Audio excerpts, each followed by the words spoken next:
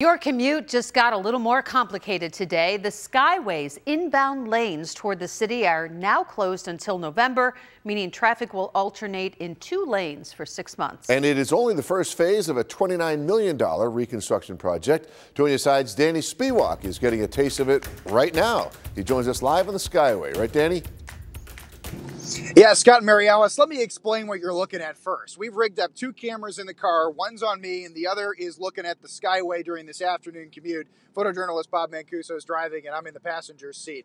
And we're getting hit with some sun, as you can see. So far, it doesn't look like the Skyway construction that started today has really caused a ton of problems for the commute. But this is the short-term construction project. What's going on with the long-term construction and what is this $29 million being spent for? That was the question today.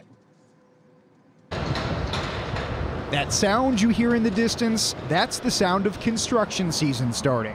This year's project, the Skyway, a 50s-era structure that some people are afraid to use. We never go over it on the wintertime. It's scary. On this beautiful spring day, school bus driver Thomas Flo took a class to Canalside. He was happy to see construction crews chopping away above him. I think I'd be a little more secure on going over it, knowing that they're working on it. Congressman Brian Higgins doesn't dispute the Skyway needs work to keep it safe, but he says $29 million is a little much. I think it's a complete waste of money that you're spending $30 million on a reconstruction for something that we may be replacing in a couple of years.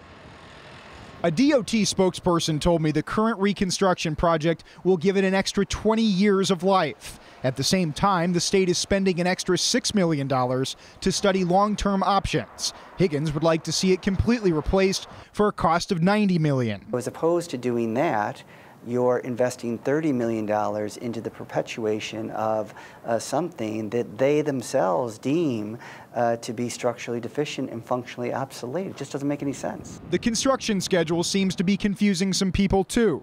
Until November, only the outbound lanes of the Skyway will be open. During the afternoon commute, you'll be able to use the lanes to drive away from the city. And during the morning commute, you can use them to drive into the city. Costly and chaotic, maybe, but at least one driver says it's a road worth fighting for. I'm for keeping it. I mean, it's like a landmark, really. A landmark getting a facelift, for now at least.